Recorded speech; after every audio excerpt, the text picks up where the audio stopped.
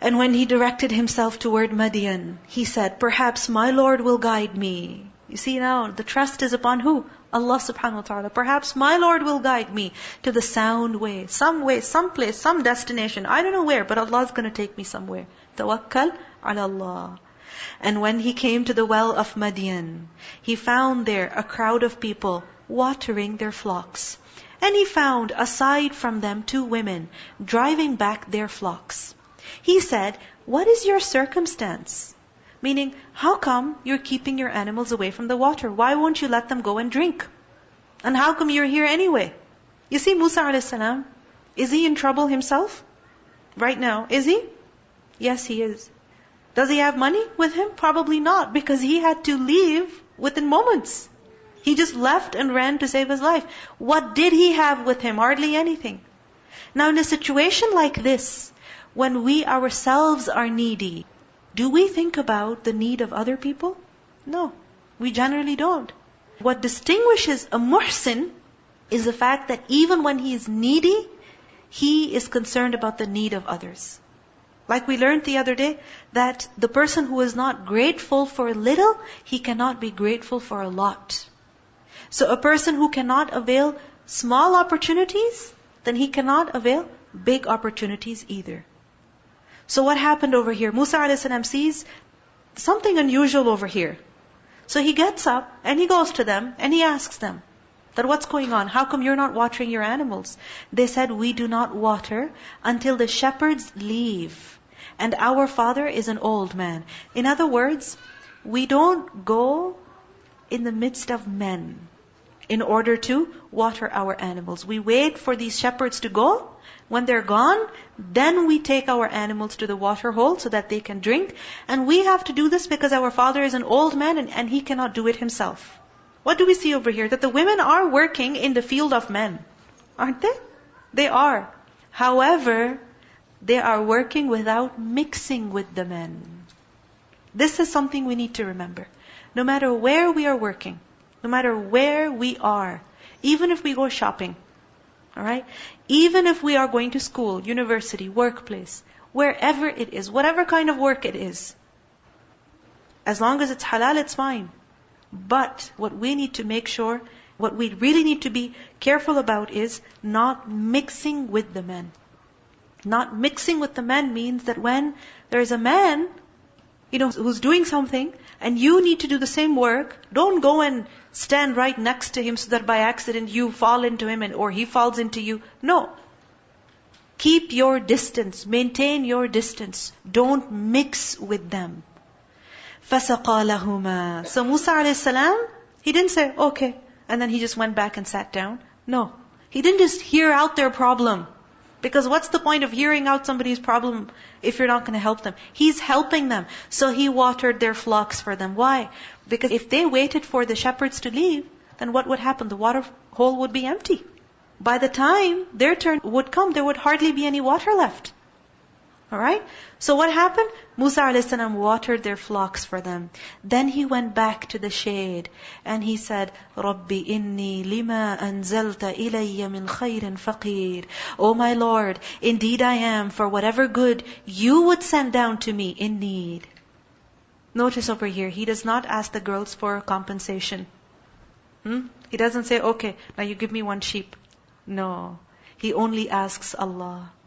When a person is alone, and no one can help him, no one, then calling upon Allah in this situation brings a delight that is unmatched. You see, sometimes you are put in a situation where you alone are suffering from your problem. No one can share that problem with you. You cannot even reach out to somebody for help. And even if you can, nobody can help you. Nobody can. So at that time when you call upon Allah, because Musa a.s. is all alone here, right? Who is he calling upon? Allah. Then this is something that brings comfort and delight and joy that nothing else brings. So be grateful to Allah for these moments when every sabab is cut off and you are left to yourself to call upon Allah alone. And Musa a.s. he called upon Allah. Look at the beautiful dua. Rabbi inni lima anzalta ilayya min khairin faqir. Ya Allah, I am needy. He's showing humility. I am faqir. I'm desperate for anything, any help that you send my way. He's not asking the girls for a compensation. No, he's asking Allah for compensation. And what happened? Allah subhanahu wa ta'ala immediately responded to him. This dua, Rabbi inni lima anzalta ilayya min khairin faqir, so many times we also make it. And many times people make it, especially if they're looking for a spouse. And they make it over and over and over and over again. But what happens? We see that our du'as are not accepted. How come Musa a.s. dua was accepted over here? Because it was from the heart. He really, truly begged Allah. And he really showed that, Ya Allah, I need from you. I don't need benefit from people. And we see over here that another reason why his dua is accepted is because in his state of neediness, he didn't forget the people around him. He saw people in need. If he could help them, he helped them. And when he helped them, Allah helped him. In a hadith we learn that the Prophet ﷺ said, whoever removes a worldly grief from a believer, Allah will remove from him one of the griefs of the day of resurrection. And whoever alleviates the need of a needy person, Allah will alleviate his needs in this world and the hereafter. Whoever shields or hides the sins of a Muslim, then Allah will shield him in this world and the hereafter. And Allah will aid his slave so long as he aids his brother. So long as he aids his brother. So when we need help from Allah, what do we need to do? Start helping those who are around us. And don't wait for others to call us for help. No. Look at other people. Take interest in them and see what help do they need. Because sometimes we say, oh, how come you never asked me? Well, don't you know what they're going through? Right? I mean, later on we ask people, oh, if you were in need, how come you didn't ask me? Well, the fact is that once you know that somebody is going through a particular situation, you see them, it's quite obvious they need help. Don't wait for them to call. Don't wait for them to ask. Be good to others. Show them mercy, and Allah will show mercy in return to you. The Prophet ﷺ said, Min afdalil a'mal, of the best deeds is to put a smile on the face of a believer. To put a smile on the face of a believer. To pay off his debt, to fulfill some of his needs, or remove some hardship from him. So if we want our problems to go away, then what do we need to do? Help remove the problems of other people. Then one of the two women came to him walking with shyness. One of the girls came how? Walking with shyness. Because shyness is from Iman. You see, the prophets of Allah, even they were the most shy of all people. The Prophet ﷺ, it is described, Anas radhiallahu anhu said that he was a very shy person. Very shy person. She said, indeed my father invites you, that he may reward you for having watered for us. He wants to pay you. Now the fact is that Musa a.s. never really asked for a payment. But this family was also very, you can say, dignified, that they didn't take this help for free. Right? They wanted to pay back. So when he came to him and related to him the story, he said, fear not. You have escaped from the wrongdoing people. Meaning, don't worry. No one will come after you over here. You're safe. This is how you help somebody. So the father of those two girls, he's helping Musa a.s. How?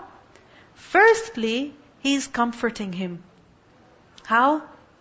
That before offering any food or payment, right, or anything else, what is he doing? He is saying comforting words to him. And this is what people need the most. Comforting words, kind words, empathy. This is what they want. That at least you understand my situation. So you see over here that the father of those two girls is comforting Musa a.s. Fear not. You have escaped from the wrongdoing people. No one's going to come here after you. One of the women said, oh my father, hire him. Meaning he's got no place to go. And he's all by himself. Why don't you hire him? Indeed, the best one you can hire is the strong and the trustworthy. Meaning he's good at what he does. And he's also trustworthy. He's reliable. Because he didn't run off with the flock. Right? When He watered the flock for us, He returned the animals to us. He didn't take them away. So He's trustworthy. So the father said, indeed, I wish to wed you one of these, my 2 daughters. He said this to who? Musa a.s. On the condition that you serve me for 8 years. Because think about it. Now, if he's going to keep Musa a.s. in his house, if he's going to hire him, definitely there is going to be interaction between him and his daughters. So why would he keep a young man in his house while he had 2 young girls? You understand? Why would he do that? And this is something that we need to remember also. That sometimes we have relatives or certain friends staying in the house while we have adult children, alright? And then they're also non-mahram, the guests are non-mahram. I mean, if it's just for a day or 2, that's a different story. But for a long term, this is something that's not appropriate. Right? It's not appropriate. So we see the wisdom of this man over here, that he says, you can marry one of my 2 daughters. And yes, you don't have to give her any mahr. Alright? The mahr will be that you have to work for me for 8 years. We will hire you for 8 years. But if you complete 10, it will be as a favor from you. And I do not wish to put you in difficulty. I'm not forcing you. It's totally up to you. But if you do choose to stay with us, then you will find me, if Allah wills, from among the righteous. We will have a good time. Musa a.s. said, that is established between me and you. Whichever of the 2 terms I complete, there is no injustice to me, and Allah over what we say is witness. Meaning, I agree, we'll see if I do 8 years or 10 years. Now what we see in this part of the story is really the manhood of Musa a.s. His character. That firstly, the fact that he protected, he helped the women. Even though they were complete strangers. But the fact that he went forward and helped the women, he didn't just leave the women to their work, he's helping them, shows that yes, Musa a.s., he was really a good man. And then secondly, we see his haya, that he didn't chase the girls, right? After watering their animals, he didn't go after them. He didn't go after them. What happens today? If a man ends up helping some sisters, Allah protect those sisters. They'll be harassed for life by that brother. Right? But we see here the manhood of Musa a.s., he helped them, and he just went back and sat in the shade. He didn't hang out with them. He didn't ask them, so, who are you, and where are you from, and nothing like that. You see his haya over here. And then we also see that he accepted the offer of nikah. To who? To a foreigner in a foreign land, alone, because it was a very good option. It was a way of preserving his modesty, and also it granted him a very good opportunity. So why not? And then we see over here the terms and conditions that were agreed upon. Musa a.s., he fulfilled them with dignity. And it shows his manhood.